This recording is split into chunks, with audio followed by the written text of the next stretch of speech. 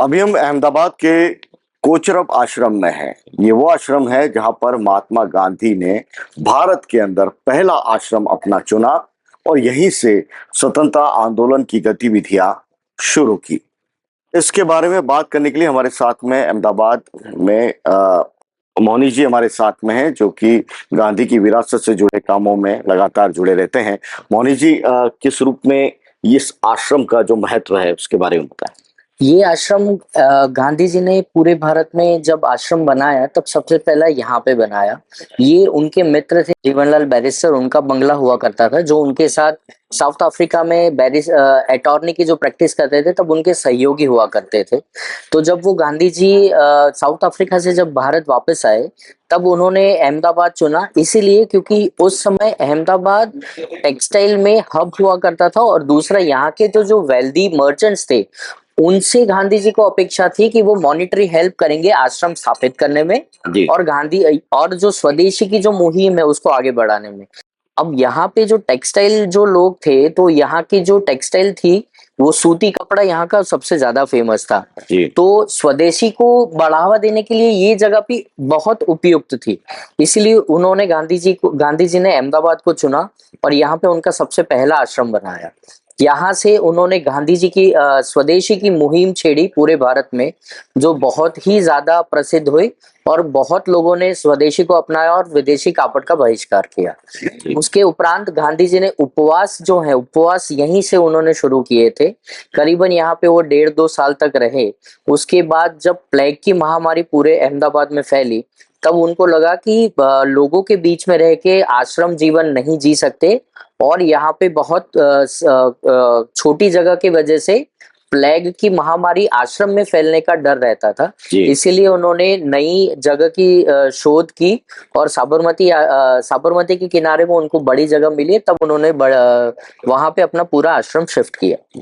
इस आश्रम का जब हमने पूरा देखा तो यहाँ बैठक की व्यवस्था भी है जी, जो रसोई की व्यवस्था भी है।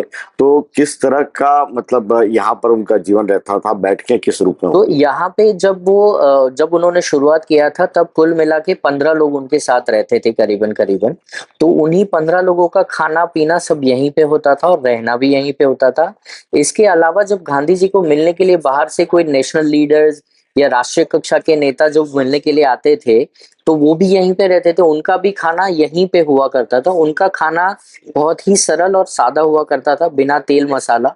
तो वो ऐसा ही सिंपल खाना यहीं पे यूज करते थे, बाहर से कुछ नहीं मंगवाते थे।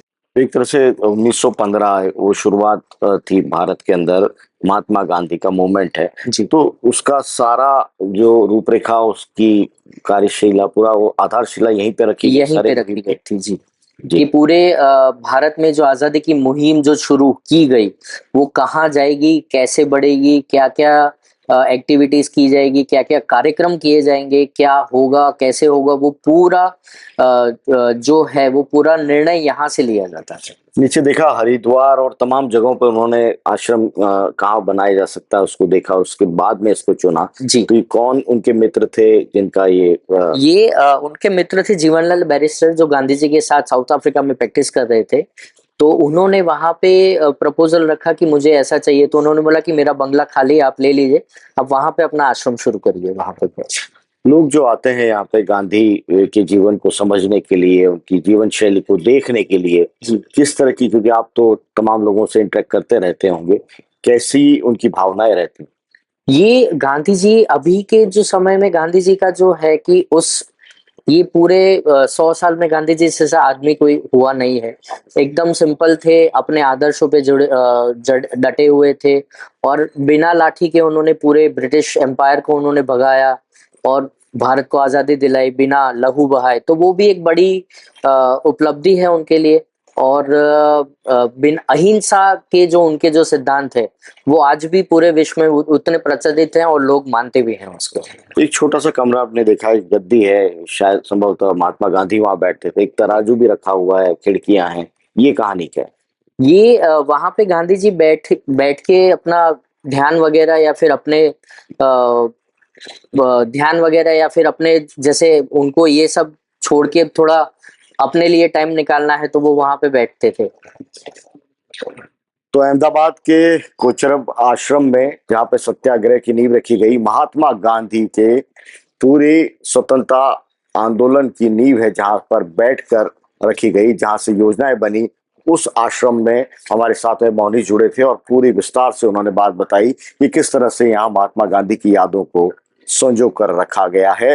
आज भी उसी तरह से जिस तरह से महात्मा गांधी हैं वो अपनी दिनचर्या के अंदर यहाँ पर रहते थे, उसी माहौल में, उसी परिवेश में इस पूरे परिसर को संरक्षित किया गया है। विशाल सूर्यकांत, कोचरबा आश्रम, अहमदाबाद।